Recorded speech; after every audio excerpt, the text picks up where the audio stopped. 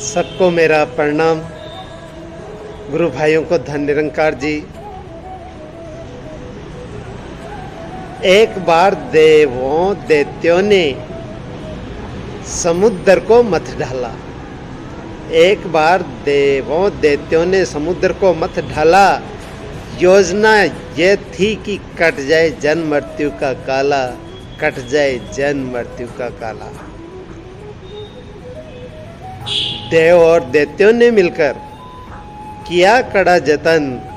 समुद्र में से एक के बाद एक निकले 14 रतन, निकले 14 रतन। जो इस प्रकार है। पहला हलाहल विष, जिसको शिव जी ने ग्रहण किया, उनका कंठ नीला पड़ गया था। बहुत ही भारी जहर था। तब से वह नीलकंठ महादेव कहे जाने लगे। कामधेनु गाय ये ब्रह्म ऋषियों को मिली। तीसरा उच्चेश्वरवा घोड़ा जो असुर राज बल्ली को दिया गया। ऐरावत हाथी इंद्र को मिला। चौथा पांचवा कस्तूभ मणि जो भगवान विष्णु को मिली, जो मुकुट पे धारण की। कल्पवृक्ष इंद्र को मिला। अप्सरा रंभा इंद्र के दरबार में नाचने वाली अप्सरा बनी। और माता अलक्ष्मी जो लक्ष्मी की बहन थी, उसको दरिद्रता का स्थान दिया गया, जहाँ साफ सफाई नहीं रहती है, जहाँ पर अच्छे विचार नहीं रहते, कुविचार रहते हैं, जहाँ पर बिना जूते खोले सो जाते हैं, ऐसे लोग रहते हैं असुरी स्वभाव के। तो वहाँ उसको स्थान बताया गया, लेकिन अंत में उसको स्थान पीपल का वृक्ष मिला। जो कहते हैं कि पीपल के वृक्ष में अलक्ष्मी निवास करती है, इसलिए इसको मकान के अंदर नहीं लगाया जाता है। अगर किसी न किसी प्रकार से उग भी जाता है तो 45 दिन की पूजा के बाद इसको जड़ समेत उखाड़ के वहाँ से जल में विसर्जित कर दिया जाता है या कहीं पर लगा दिया जाता है। अप्सरा रंभा इंद्र को मिली। माता अलक्ष्मी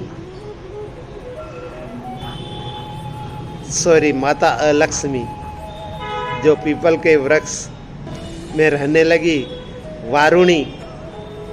वारुणी एक वस्त्र धारण किए हुए एक महिला, एक स्त्री निकली जो शराब बनी। वारुणी शराब बनी जो असुरों को मिली।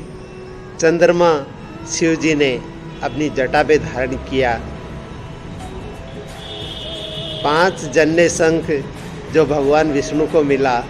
पारिजात वृक्ष इंद्र को मिला। सारंग धनुष भगवान विष्णु ने ग्रहण किया। अमृत कलश जो देवताओं को बांटा गया। धन्वंतरी देव यानी कि भगवान धन्वंतरी इसको लेकर समुद्र के अंदर से निकले थे। ये वेदों के ज्ञाता थे। सब प्रकार की औषधियाँ धन्वंतरी देव की ही देन मानी जाती है।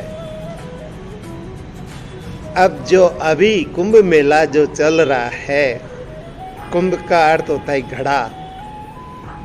वह जो अमृत कलश निकला था, उसी की यादगार में ये मेला है। लेकिन जहाँ सवाल अमर होने का आता है, तो अमर तो अपने कर्मों से ही होता है आदमी।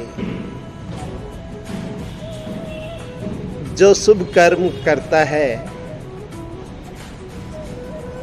वह भी स्वर्ग तक ही जाता है, लेकिन जो ब्रह्म ज्ञान प्राप्त करता है, जो ब्रह्म ज्ञान को धारण करता है, वो अमर हो जाता है।